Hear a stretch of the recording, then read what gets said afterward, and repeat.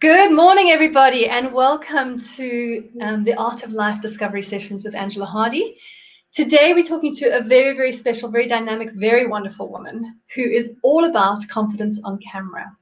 So before we start that, just a little bit about myself and why we're doing this, what's going on with me.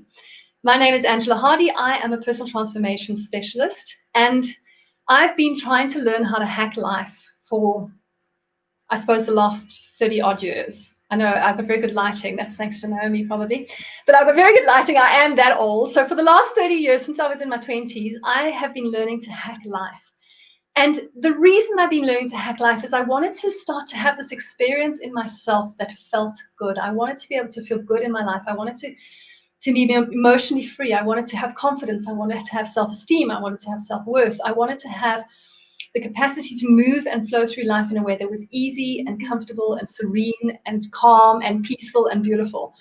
And a few years ago, I learned something called the 3 principles. And it was amazing, after all the years of study and all the things that I'd learned, how big this thing was to completely transform my life experience and the way that I experience every part of internal and my external life.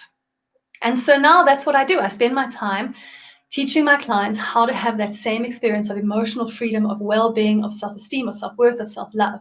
And apropos of that, I'm doing this series of interviews all about the various people that I know and the wonderful ways that they have for hacking parts of life. You know, what it is that they do that help their clients to find that sense of peace internally, that self-esteem, that self-worth, and that capacity to go through life in the best way that they possibly can. And so Naomi, who once came to see me a couple of times about, I don't know, maybe 10 years ago, is the most amazing photographer, and she's the most amazing videographer. And she has a course called Confidence on Camera. And she teaches people how to be really, really confident in front of the camera, in front of the video. And that's really important, I think, for most people at this time with COVID, because lots of people are spending time online.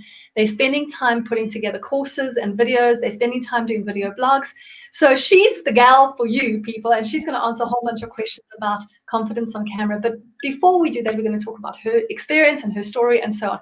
So this is Naomi. Welcome, Naomi. It's such a pleasure to have you with me today. Thank you so much for joining me. Thank you so much, Angie. I'm really excited to be with you, and it's really an honor and a privilege to be part of this. I've been loving the interview series. I really have. I've been watching some of them, and it's diverse, but we all have a similar message, really. And yours and mine is extremely closely aligned. And I love that. So it's exciting to be here. And way to go, yes, on your amazing lighting. You look gorgeous. You really do. Do you know what this is? Just for those of you, because this is appropriate right now with Naomi, this is a ring light. Do you know, you must know what a ring light is, right? Okay, so I'm going to turn my camera around and show those of you who don't know what a ring light is. That is a ring light. People, if I could have a little slave person walking in front of me with a battery-operated ring light wherever I went, I would, because honest to God, it takes 10 years off your face just like that. It looks amazing. 100% true. What lighting are you busy using? Because your lighting is really excellent compared to most of the people I interview as well. Yes, so I have a ring light as well. Oh, awesome. One side I have another light on there, and then I have another light that's shining a little bit extra behind me because it tends to get a bit dark behind me. So yes, you're right on it. So Naomi's a photographer. She knows about lighting, people. Yeah, and that's one of the best ways that you can start getting confidence is to start looking at yourself and saying, hey, I look bad. And literally, as you say, Angie, you can go from looking very lined to almost completely unlined. And then after you want that. I mean, when I look at myself in this light, I'm like 20 again. It's fantastic. Yeah, exactly. That's what we want. But I'll also say this, depending on where you are in your home, I'm also facing towards the window. I'm not sure if you are, Angie, but I am. Okay, so I've got a window in my office here. And so that actually also acts like a giant softbox, actually. So you might not even need lighting. And certain times of the day, I actually don't need any lighting. I can just literally sit and face the window. The thing is to be far back from the window enough that it's not hitting you with direct sunlight, because obviously then you get a lot of harshness.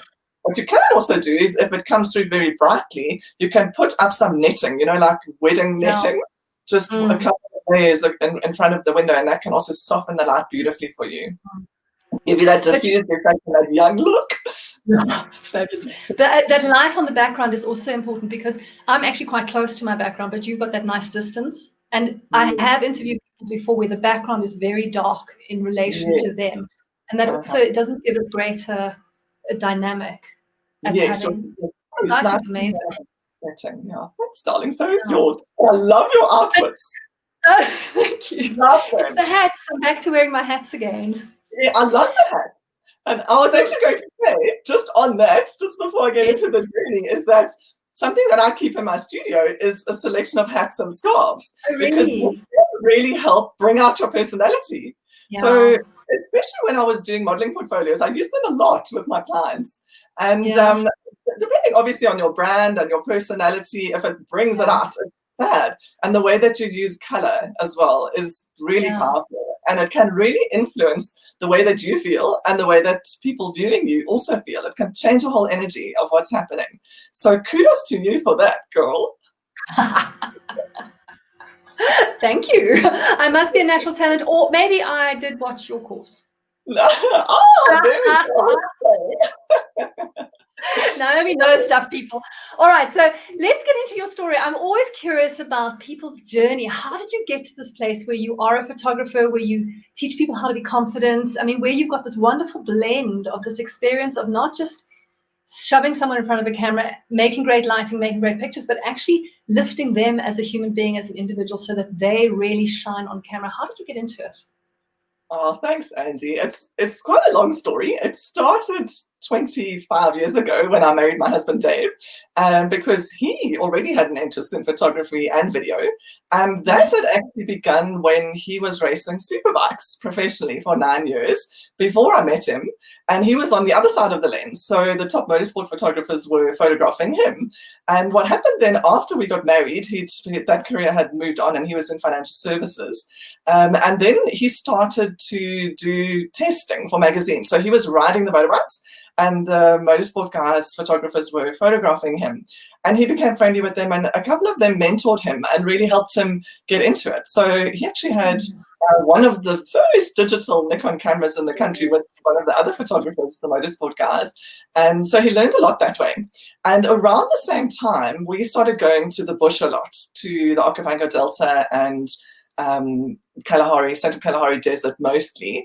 And those are really remote places, but we share a huge passion for wildlife. And also that was where my passion for videography began, and I got more into the photography. And I also started learning about how to be in front of the camera, which was highly traumatic in the beginning. And the way that I looked on camera, I would cringe every time we'd play anything back. And these were just holiday videos. But I realized pretty quickly that you actually just have to be yourself. Otherwise, you're not going to come across well. So that was the initiation for me. So we're really going back now 20 plus years ago. And then for many years, we were in corporate. Dave and I both worked in corporate, and we developed our business alongside that. So we actually registered our company back in 2001. And so our natural inclination was to be doing corporate and commercial work. And Dave has since become a licensed drone pilot, and he does a lot of aerial photography and video as well, which is fab. But what happened really for me, the turning point, was around 2004 when I took my beautiful stepdaughter, Terry Lee, for a photo shoot at a nearby studio. So this was before I had started photographing people. And we had just built our studio, but actually just because we needed more office space. And so I really wanted Terry Lee, she was 18 at the time, to have an experience of being affirmed in how beautiful she is. Because that was something that I hadn't had.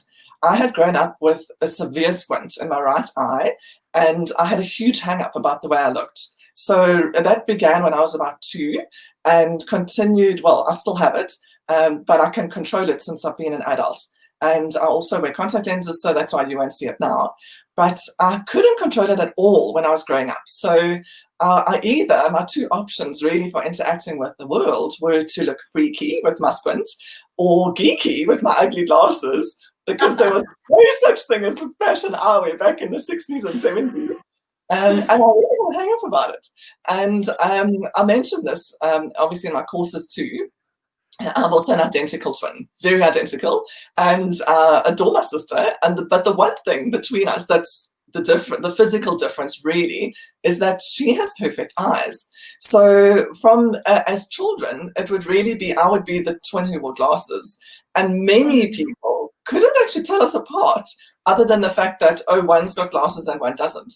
So it kind of focused for me on my defect, which was even worse, and I struggled to really develop my identity. And so by the time I was 18, oh, what happened with Terry Lee? Sorry, let me finish that part of the story. So I took her for this shoot at a nearby studio, and it was be a supermodel for a day package. And it was lovely. Yeah, and Terry's gorgeous. And so it was a great experience and quite an investment. But the photographer wasn't that skilled at really helping her to relax and really be herself on camera. So when we got back from that shoot, we just hung up a white sheet in our studio, which is what they had done.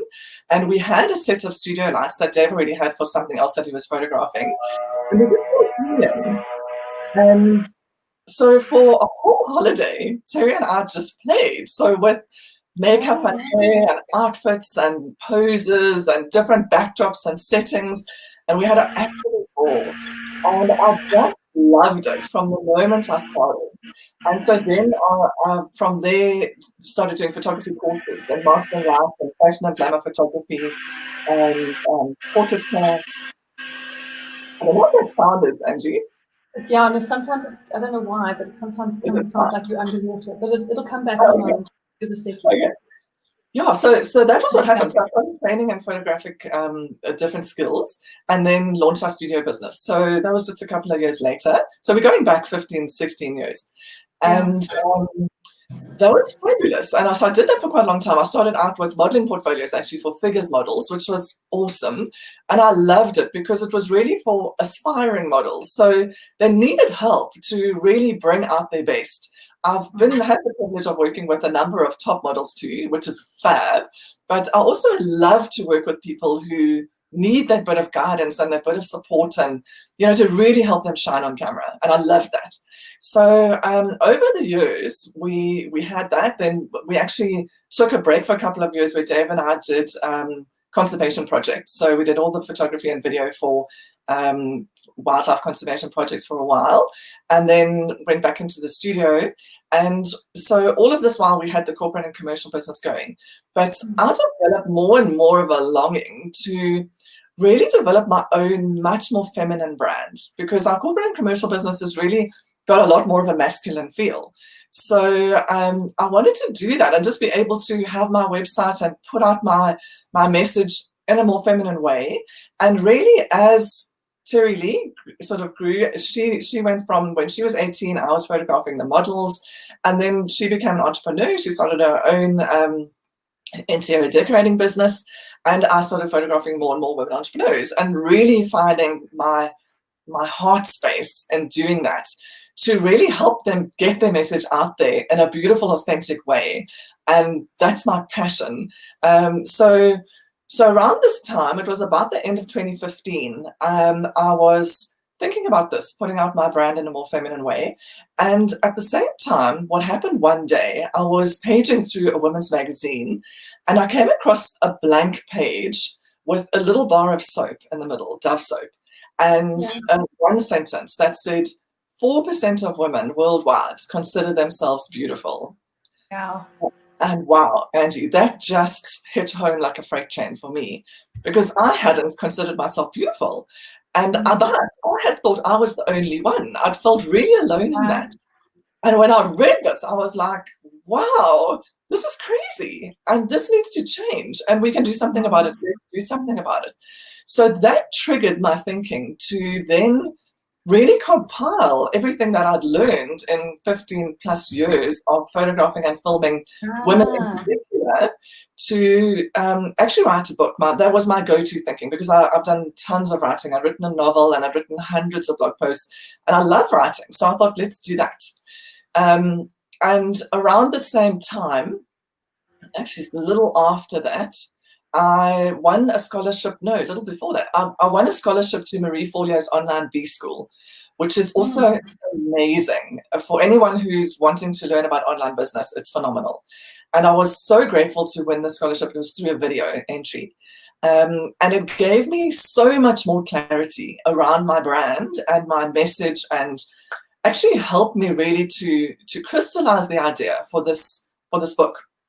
And what happened was I then also did an online webinar with Alicia Dunhams, who's got a fabulous concept, which is called Bestseller in a Weekend. And that was to create a book based on your wealth of experience. And what she suggested was to brainstorm a title, a subtitle. So mine is Rock That Lens, How to Shine on Camera and Become the Star of Your Brand. And then to also brainstorm about 6 or 7 sections with 20 questions each that your clients will typically come up and ask you with. So over the years, all the things I've seen them struggle with. So the most pressing questions and problems. So I did that, and it was very quick. It just took an hour or two to put the questions together.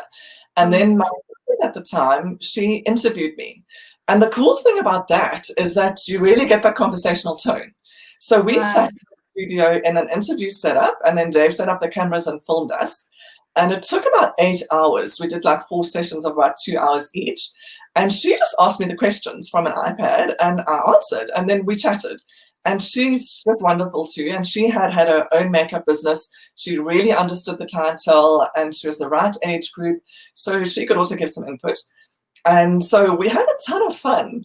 And then what happened is she took that, the audio from those videos, and transcribed that to form the first 57,000 word draft of my book.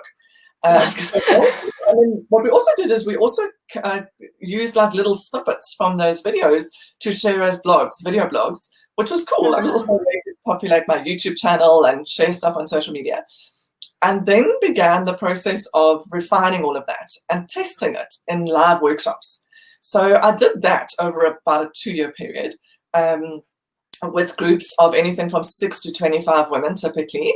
And when I say women, Angie, it's not that men don't feel camera shy. I actually had a fabulous man at one of my confidence on camera courses for video, because I used to do photos and videos separately just because there's so much to cover. And he came, and he's a medical doctor, and he was just fabulous. And he said he feels men are also, camera shy, but they hide it better. And in my experience, that's true, but they also are not nearly as invested in the outcome. So we photographed tons of corporate execs as well, really many, like whole expert teams, men and women. And the women get really involved. They as soon as they start seeing their photos, because I show them on the camera if I'm on location. In studio, we have a big screen connected to the camera. So straight away you see your results, and you can start giving feedback and seeing what you want to do. And so the women will be like, oh, maybe I can change my hair a little bit. Let's change the necklace. Maybe not my jacket, or maybe I can put, they get really involved, and it's fab, and then they can't wait to see their photos. Yeah. But on the one hand, are far more confident about how they look. They'll take a quick look, they'll go, I look amazing, thanks. My meeting. And I'm like, you probably know this about men. They're much more confident generally, or less. They have a less complicated relationship with the way they look. The way they look. Yes, the way they look. Not so much in themselves necessarily, but they're much less complicated about the way they look. Yes. And they can rock a barrel instead of a 6-pack and be like, I'm cool. Yeah. Bring out the speedo, babe. Yeah. Exactly. So that's the thing. So, and also there's more for us, there's more scope for us to play in terms of our hair and our clothing and all that. So that's why my focus has really been more for women. And the interesting statistics, for example, there's a statistic that also from the Dove surveys that was published in the Daily Mail Reporter, I think in the UK, which was that 52% of women avoid the camera because they don't like their smile. Hectic. And then there's another statistic that I share at the same time, which was from McLean's toothpaste research, that men say that the first thing that attracted them to a woman was her smile. So like full of irony. Yeah, and it's unlikely that you're going to get a man who says, "Oh, I don't like my smile." That's not. They probably don't even think about it. Yeah, generally speaking, yeah. Yeah. So, so that's been my experience. Excuse my doggies. There's a truck going past, so I'm on my own here, so I don't have Dave to control them. Yeah, so that was the thing. So that triggered for me. Okay, let's do this training. So I tested the training in live workshops, which was fab because then we could do live exercises and really bring it alive. And I got wonderful feedback, and I learned things that way. Yeah. And then the whole process of editing this book, this manuscript, and adding stories and client stories and getting permissions and beautiful insights from mentors, getting permissions from them, compiling it all, unduplicating stuff and putting that all together. And then big job. Yeah, it happened over probably a 2-year period. It was quite a process, but I was so passionate about it, Angie. I promise you. I mean, it was just like. It was one of those things where you just can't not do it because you're so driven from inside. It's just such a joy, actually. And then, so this thing culminated in submitting to Penguin Random House, and I was like so excited. Okay, yeah. Anyway, their business editor loved it, and she said, "Oh, this is great. Please send me the full manuscript." And also, she commissioned a reader review, and then she submitted it to their concept committee, and they said no. So I was gutted, and she was disappointed as well, actually. And what she said is that their feedback was that they felt the content is so visual that it belongs online, and they're not sure that it will work so well in a published book. Very valid point. As much as I was like, oh no. In the meantime, I had done B School, so I was hugely inspired by Marie and her whole manner of teaching online. Absolutely loved it. And what I did then is I was like, okay, let's make a course. And that's what I did. So I literally had the full manuscript that I could reverse back into scripts for my videos, which is the 6-hour basis of my full online Rock That Lens system. And then I've got sort of additional resources and things as well. But that's the main thing. And I was so heartened a long time later, so a couple of years after that, recently, when Marie published her book. She published what's it called? Everything is Figureoutable, quite recently. And she shared in her email that one of her chapters was rejected by her publisher. And she was gutted about the one chapter. And then she realized, well, actually, it belongs online. And so, and it did. And for the same reason as mine, particularly because it's all about photos and videos. So what I do in my course is I demonstrate what I'm talking about. And I use literally hundreds of cutaways to different shoots that I've done to give visual examples. So it's extremely visual, and you can gain so much more from going through the experience of the course, doing the exercises and watching the videos and really absorbing the way it comes across, because that's one of the huge keys that I learned from Marie from B School. So her content, the core of the content is similarly about 6 hours, and then she's got tons of resources and an amazing community. I mean, it's really a phenomenal course. But the core of the content is video-based, so a couple of videos per each module. And as much as I learned from the actual content itself, I learned so much from seeing how brilliantly she teaches, how she puts the content together, how she portrays it, puts it across, the way she compiles the videos, the whole production process, because it's just the benchmark in terms of quality. And it's awesome. Yeah, so that's one of the real values to me in online courses versus reading a book. So, and then obviously there's additional things, like a Facebook group and personal interaction and that sort of thing, which you also get. So, so from there, so after B School, so it was around about 2016, mid-2016, I started my own company, which is Naomi Estman Pty Limited, with a focus very strong. Sorry, you were so quick. Your own company called? Oh, Naomi Estman Pty Limited. So it's just and my website, naomiestman.com. And one of the things I'll say is that I'm super glad. I got this advice, I can't even remember where from some online mentor years and years ago, to just use my name. And I've just used that everywhere. I'm very grateful to have that, because it's given me that much more reach and sort of traction online. Okay. Anyway, so what's happened for me is my focus is very strongly on the personal branding, photography and video, for women, particularly who are the face of their brand. I've had also, I mean, I work with corporate ladies to professionals, but I find the best benefit really comes through. Often, many of my clients have worked in corporate and then are starting their own businesses as coaches, for example, coaches, consultants, practitioners, like you as kinesiologists, reflexologists, who really need to represent themselves. And typically, typically they are highly accomplished women, successful in many ways, but in many cases haven't yet had to really put themselves out there, knowing what the message is. And so that's just that little step where I can come in and give them those tools and techniques to really help them put themselves out there with confidence, because that's quite a hurdle. And again, more for women than for men. And it comes around the whole charging our worth thing as well. That comes into it also. So that's pretty much been the trajectory of how it's all gone.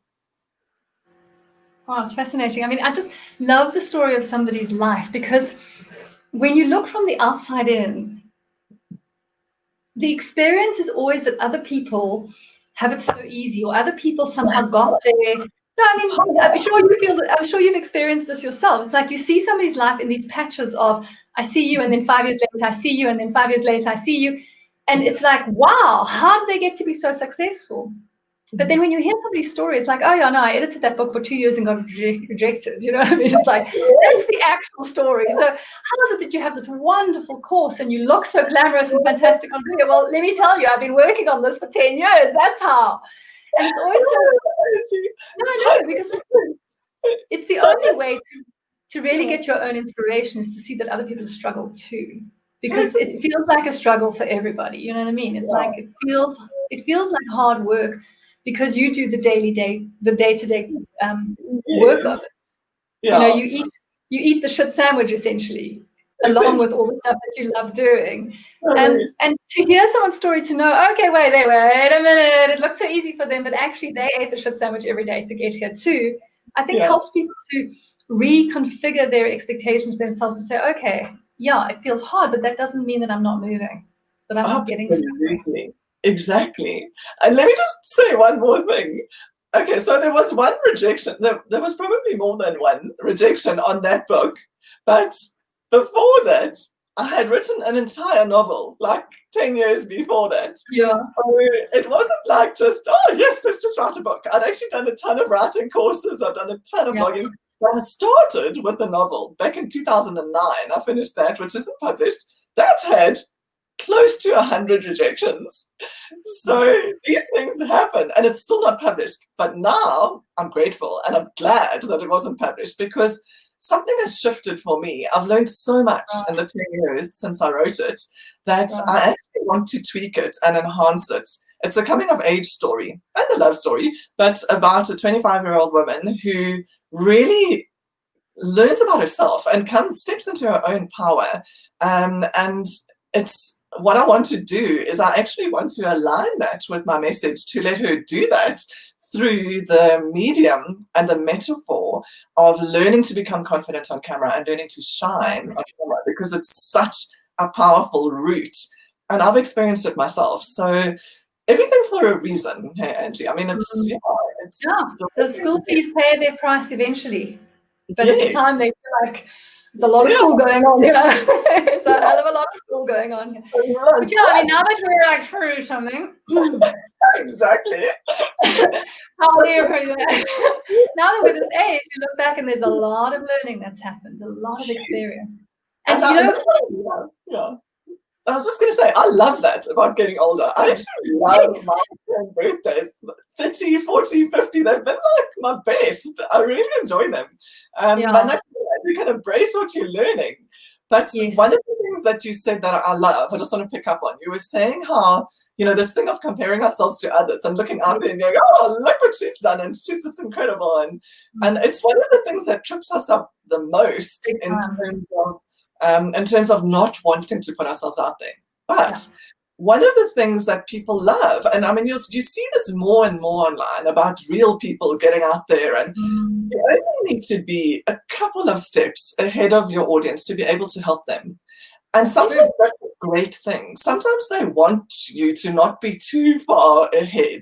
You know what I mean? And you have the capacity when you're starting out to give them more one-on-one attention, so it's not fair to compare yourself to amazing online mentors like Marie Forleo, for example. I mean, she's incredible what she's achieved.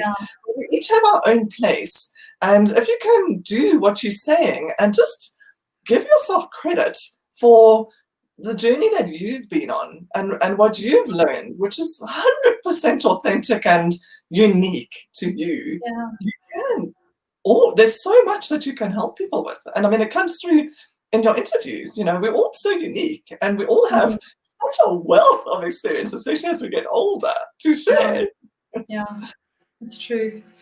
I mean, I find that firstly, there's this little chalkboard in my practice that says, the most beautiful thing a woman can wear is confidence. Yes, I love that. And I think that is so true. It's like when we are confident, we come from our authentic self. We speak from our own sense of ourselves. Now, that doesn't mean that sense of ourselves is necessarily so wonderful or whatever, but the thing is that it is sparky. Do you know what I mean by that?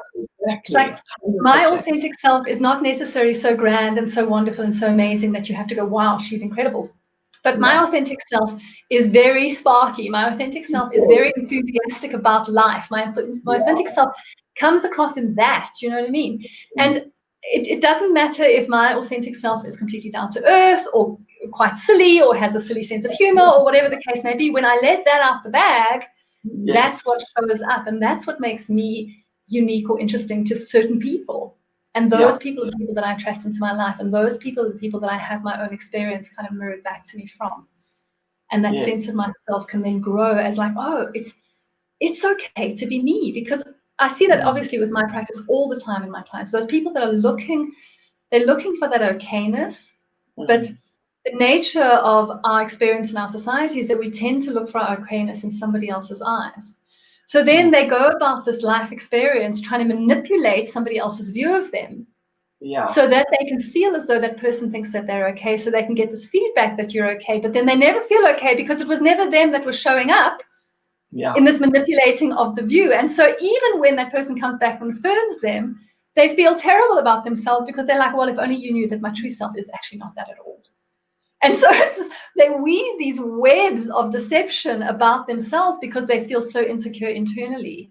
And that's really, I mean, to get to that place where you can say, oh, the misunderstanding was that I had to be perfect in order to be useful, or in order to be enough, or in order to go to the world with something special, or in order to even show up, that somewhere I had to be the best or the perfect or the ideal. And that thing is crushing on people's capacity to be internally well. It's crushing on confidence. It's crushing on self-esteem and self-worth. And it's devastating to self-love, because you will never be perfect enough for yourself. You'll never. It's just impossible. So it's really cool to have this experience that you're busy giving your clients, that is like, be you in the shop, be shining as you are. I salute you for that. Really, I do. Angie, I think we do very similar work, just through different mediums. And every single word you said there, it's like the perfect explanation of how to shine on camera. Right. You've got to find it internally. Yes, and the further you move away from that, the more and more and more awkward you are, and the more you look at photos and videos and think, that's not me. And then the more that happens, the more your instinctive response to a camera lens is like, and you're awkward, and then you freeze, and it's you lose that sparkle. So there's so many different like little techniques and tools that you can use to help you. But I think I think what I should be doing is sending all my clients to you first and say, just come to me if you've been to Angie already, because she'll have you waxed. So then there's no work. She'll get your self-love sorted. She'll get your sense of worth sorted. And then click, baby. So tell me some of the ways that you work with your clients. I mean, you must have a limited amount of time with them, because not only, I mean, if you're working with them as a photographer, I mean, you must have a limited amount of time with them to start getting them comfortable and start getting them the sense of themselves that can just open up and be free with you. Tell me some of the things that you do for that.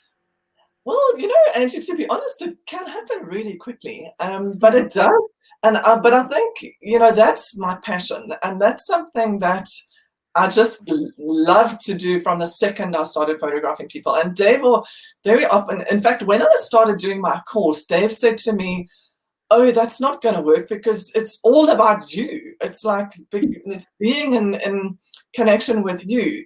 But it's not only that. Yes, there's a huge element of that. Your photographer and videographer can really make the difference. But the whole reason I created my courses is because there is so much that you can do for yourself. And that was what I wanted to really get across for people. Before you do your shoot. There's a ton that you can do.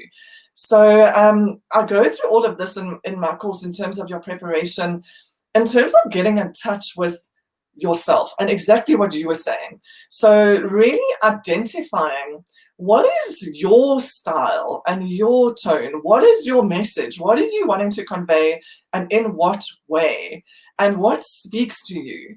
So the first very quick thing people can do before they do a photo or video shoot is to do some research and just go out there and browse, but just in a completely relaxed, like you would browse a magazine, which sadly, I heard recently that so many of our big titles, including Women at Home, which was my favorite for years, being my age, are out of print now because of, you know, well, COVID put the lid on it. But anyway, you have Pinterest, you have Instagram, you have all sorts of places online where you can browse. And that is such a powerful way to get in touch with the type of vibe that resonates with you, that lights you up.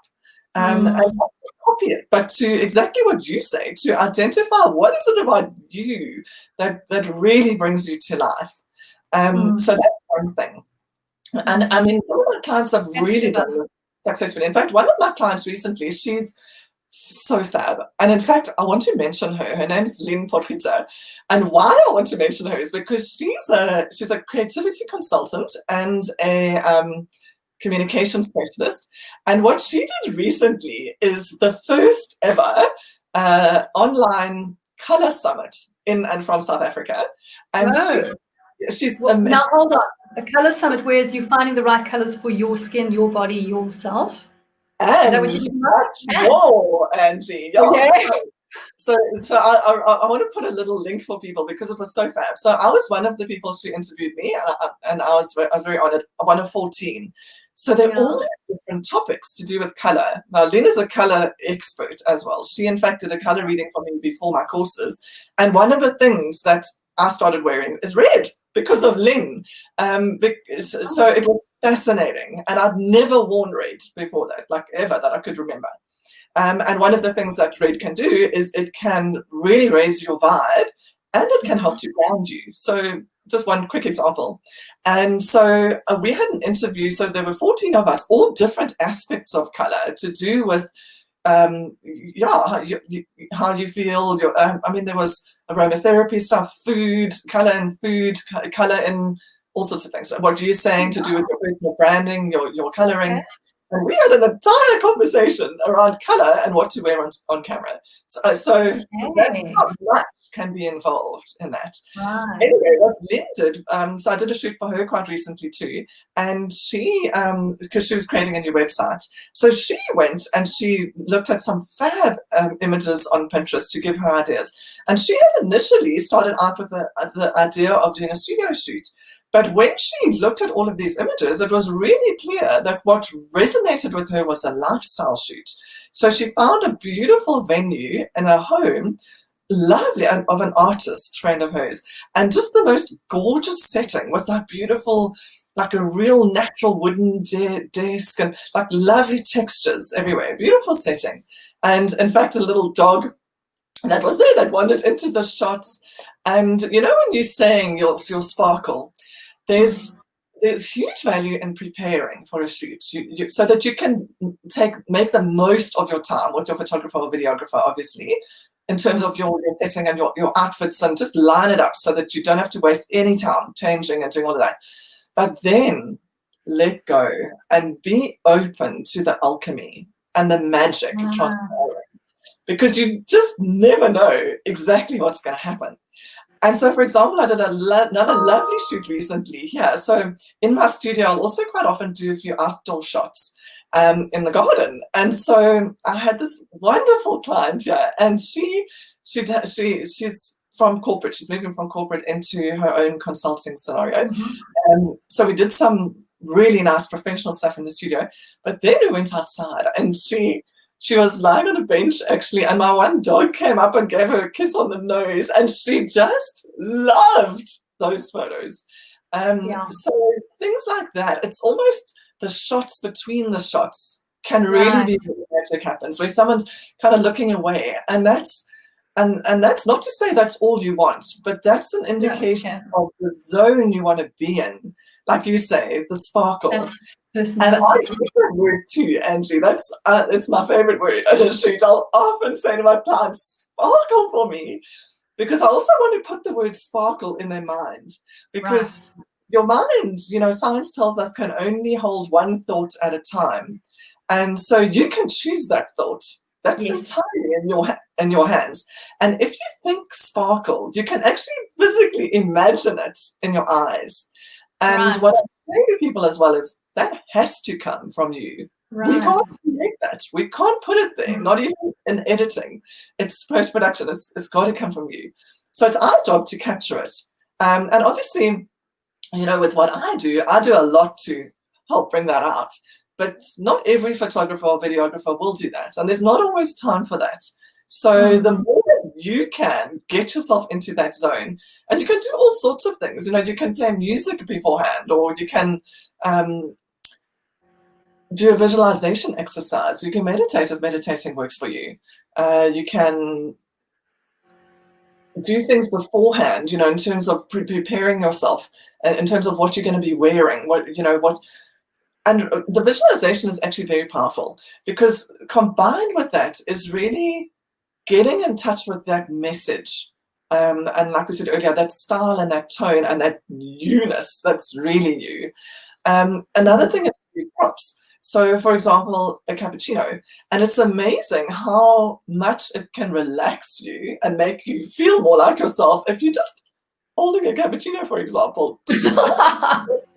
I mean, ridiculous, but having something to do with your hands, even a scarf that you can like play with. People get into like funky little poses if I put a scarf around their neck. Really? You know, the funniest thing, Angie, something that I do in studio, I often use a white backdrop, and I often use a grey backdrop.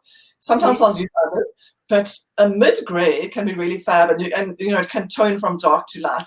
And what I do with that backdrop is I give them, I don't have it with me right now, a little strip. It looks like a paint swatch, and it's got a pure white, grey, and black. And it's actually, and I make them hold it and take one shot like that. And that is just to get my color perfect in for the rest of my shoot. And when they do that, I must tell you, I get the most sexiest poses. It's like, their own, because they know that's not part of. You're not going to use it. Yeah. So that's just an example. So you can do those little things. I photographed a fabulous woman who's actually a mentor of mine as well in Canada. And she was here. She was speaking at a conference where I was doing one of the breakaways, and she was the main speaker. And so we did a shoot for her after that. And she's a fantastic speaker. She's like really, she's got awards and what have you. It's really her thing, public speaking. So, but she was really tired from doing this conference for 2 days, and she'd come all the way from Canada. And she was in her 60s already. And so I said to her, okay, let's just get in the zone. So just move off the backdrop and then walk on and just pretend that you're presenting to a group. Just pretend that you've got, because she's incredible on stage. And so that's what she did. And we got stunning photos. So she would walk on and then like strike a bit of a pose, and she just got that vibe. So little tricks that you can do for yourself. And the best thing is to practice this, and we can all do it. But that's what's so amazing about the digital age. So you and I, certainly me, age-wise, we couldn't do that back in the day. It was no too expensive to have photos taken and developed. So, and video just was not an option.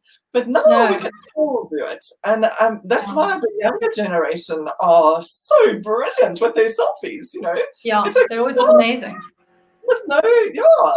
Whereas those of us who didn't grow up that way, like, struggle with the thing of, oh, it's so vain if I'm going to take a whole bunch of stuff. Totally. Just have fun, you know, just do it, because you can really learn.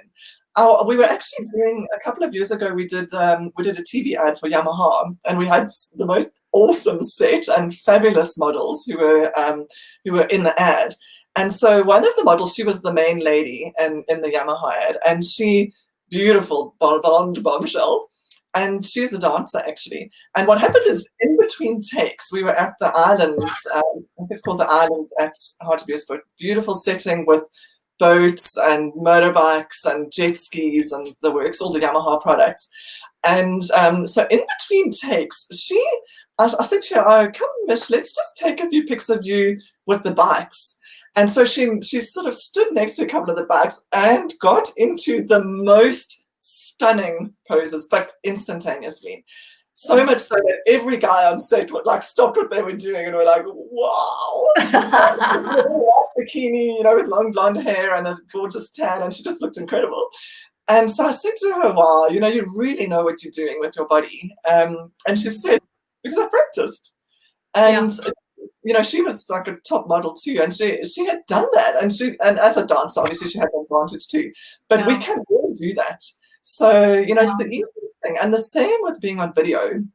It's so important to get comfortable with the way that you look and you sound. And it's so easy, you know, just get your ring light or sit in front of a window. Get your ring light, people. Yes, and they don't have to be expensive at all. No. Ring light was about 400 Rand, I think, or 450 Rand. You can get a range, obviously, of power and what have you, depending on what you need, but it doesn't have to be expensive. So that's one of the other keys, is to really practice and see what works for your body. And I'm talking photos now, specifically in terms of posing, but also for videos, because different things work for different people. Some people are really comfortable sitting on a stool, and some people are totally not. Some people love posing on the floor, and some people are just awkward doing that. You know, so get used to that for yourself, so that you have, like, you know, you can just hop into that space quickly, because we all have many ways, and that inner sparkle, we all have it, and we can all shine on camera. There's a beautiful quote, Angie, that I just love, from Ralph Waldo Emerson, and he says, "Pretty is something you're born with, but beautiful, that's an equal opportunity adjective." And it's so true. I like that. I promise you. And every person I photographed is absolutely beautiful in their own way. And they all have that sparkle, totally. And especially when they do release that sparkle and let it out. I mean, that's really when it comes to life.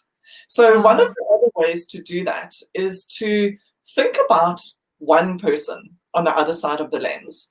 And this is massively true for video, but also even for photos. Think about who is going to see your pictures and view your video, and have them in mind. Look through that lens as if you're looking into their eyes. And you straight away, you want to smile and you want to feel that sense of warmth. And it's so different from having this awkward, trying to be perfect, impress everybody vibe, or even worse on video, how am I going to sell to everybody? You know, just forget about that. It's not about that. It's about sharing something unique and authentic between you and that one person. And so I often say, I often think of either my stepdaughter Terry Lee, and also often my niece, my twin's daughter, who's my goddaughter. And I just love them both so much. And they're that much younger than me. So I know there are some things that I could teach them. And I just get such a sense of love and warmth if I think about them. And the minute I think I'm looking at them through the camera, I just want to smile. And by the way, your smile is your best asset. So use that, it just really can come through. You'd be amazed. I mean, especially for video, when we're filming people, as soon as someone gets anxious, the first thing that goes out of the window is the smile. And you can light yourself up from inside. Wow. As well as anyone else. And you can begin by faking it. There is that science that tells us as well that if you hold a pencil between your teeth and it makes you smile, it'll make you feel better. If it doesn't make you throw up. If it doesn't make you throw up. Okay, sorry. Yeah, there's that fab. I don't know if you've watched the TED Talk, one of the most watched TED Talks by Amy Cuddy on body language. Oh, the one where she does that. Yes, exactly. Yes. And I say that actually. in my course too, exactly. And what she said is, so that's the V for victory. And even blind people do that when they finish a race, apparently, even though they've never seen it. It gives you that sense of victory, and it's that openness. So that's another little trick to do before a shoot. If you're feeling like the last thing you want to do is this, self-protection mode. And so she talks about interviews, about your body language before an interview, and with your hands on your hips, or with your arms up and up. Yeah, exactly. And by the way, that's another thing I always say: shoulders back, chest out, tummy in. And that's all seasoned models. I tell this all the time. I mean, look at it. As soon as you do that, you start feeling a bit cheeky, don't you? Well, I always say tits up, shoulders back, chin out, and everyone's like, oh gosh. Nothing like being a little crude to bring out the irreverent in people. But it also goes for men. So when I say, because with the man as well, what you want them to get that presence. Yes, the shoulders. You want that openness and the sort of breadth. And then you also want to bring your torso slightly forward towards the camera so that you're engaging. So I might be rocking a bit, which is what you don't want to do. It's not too bad on video. It's not too bad if you move side to side. You can probably see here, but if you do this, then your camera struggles to focus. Focus, right. And I talk with my whole body, so I do tend to But that's something just to bear in mind, especially if you're a public speaker and you're used to speaking on stage. It's a very different. Yeah, they move a lot back and forth. Yeah. That, and also the whole experience is very different because you get so much feedback from people in a live group that you don't get on video. You have to keep your own energy when you're speaking alone. And it's not. Well, I suppose it depends on whether you're an extrovert or an introvert, maybe, because it's not difficult to create that energy. But I know when I did my own online course, as I do videos and video blogs and that kind of stuff, I'll often do 1 take, 2 take, 3 take, 4 take. And as I'm starting to get into the content, I'm starting to get into the zone. And it's only when I've done 4, 5, 6 takes of I'm like trying to get, failed, trying to get into it, stumbled over my words, and then at some point, it's just flowing. Fantastic. And that's when the whole body starts to shine, and you can see the energy has come up. And so it doesn't matter how many you do. You don't expect to get the first one right, because you've got to actually start getting the mobility, the motion, the language is starting to flow through your mind, the concept is starting to move in your mind. You get into that zone of your thinking. That's when it starts to come across. Brilliant, Angie. So there's also a couple of tricks there. And I will say, though, you are very good on camera. You are. Oh, thank you. You really are. And you're a lot more experienced, I think, than quite a few people who might be watching. And what you're saying is exactly right. But it also comes with experience. But there are a couple of different things that you can do. And one of them also is you can use a teleprompt, which can work like a dream. And one of the reasons, but not necessarily. So it depends on you. Right. Depends on your style. Yeah, I'd rather myself in the eye, because I don't actually read. I mean, I'm a very, very avid reader, but I don't read aloud well. So for those people who don't read aloud well, there's suddenly this added pressure that a teleprompter is going to give them, rather than moving into their thing that they're actually speaking from the heart. Wow. Okay, so that's amazing. So there are different ways of approaching this. And what you just know yourself, right? You've got to know yourself. Got to know yourself, yes. Yes. And what I found is with the teleprompt, if you record, so for me, where it's been incredibly valuable is in my course, because I had a ton of content, 6 hours of highly edited content. I could never in a million years have got that across to anywhere near the quality of content that I did. But your course is very slick. I mean, mine is not slick like that. Mine's more like, woohoo, here I come, people. Whereas yours is actually very, very slick. Yeah, no, but that's 100% got its place. It depends what you're doing. The other place where the teleprompter has really helped me is for a very short video. So like my intro video for B School, which had to be 90 seconds long. And I had so much I wanted to say. When my first draft was 11 minutes, I was like, how am I going to do this? And so, but what I find is if you can combine the conversational, the flow. So when you record the script that you want to then use, if you record that in flow, you can get that flow and that conversational tone, and then you can cut it and you can really give it impact, but make it very concise. And then one of the interesting things, if you do use a teleprompter, is that you actually free yourself completely to really give the energy that you want to give. As long as you know your content, because then you're not even thinking about what you said, what you might need to remember. You really are, you can be in flow, but just different ways of doing things. I think there's huge value in both for depending on the person. Sure, absolutely, depending on the person. And tell me, with a teleprompter, did you have a teleprompter as they would traditionally have in film and movies, or in news and whatever, or did you use your screen with software? Completely free teleprompter, which is an app on my iPad.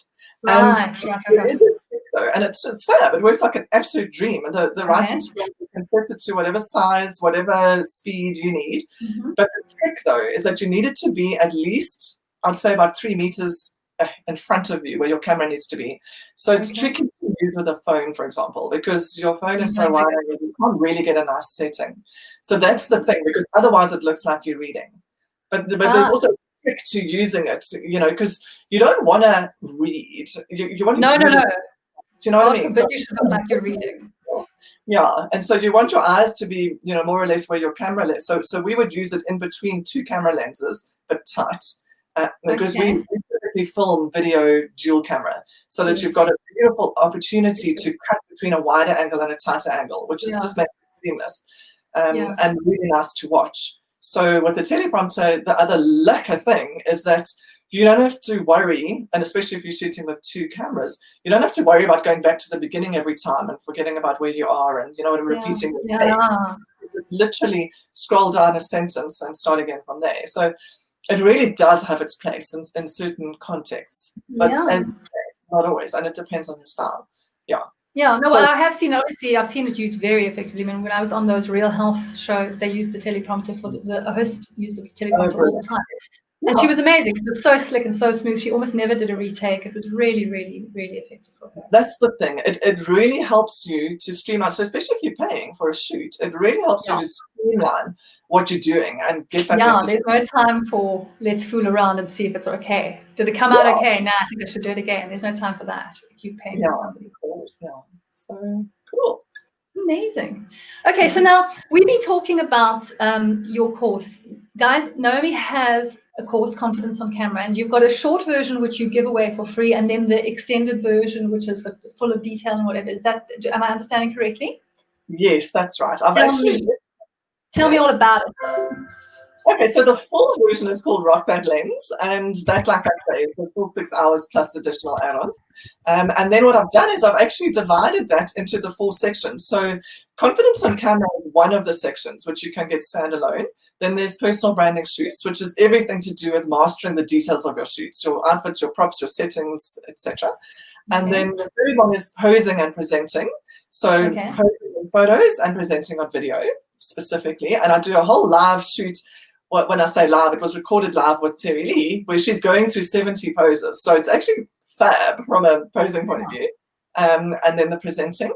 for video. And then the last one is Visual Marketing Mojo. So that is really about getting your mojo on to get those photos and videos out there online in the best way that you can. So it's sort of leading you through the process. So that's the full thing. And then my intro course is, I've just pulled so it's 7 modules in total, the big one. And I've just pulled a little 3-minute video from each of the 7 modules into the intro. So you get a little feel for each of those aspects of it.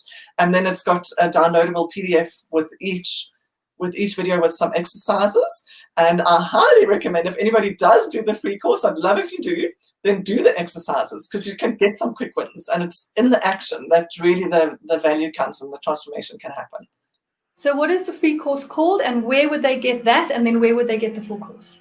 And what? Okay, so the free course is called Rock That Lens Intro.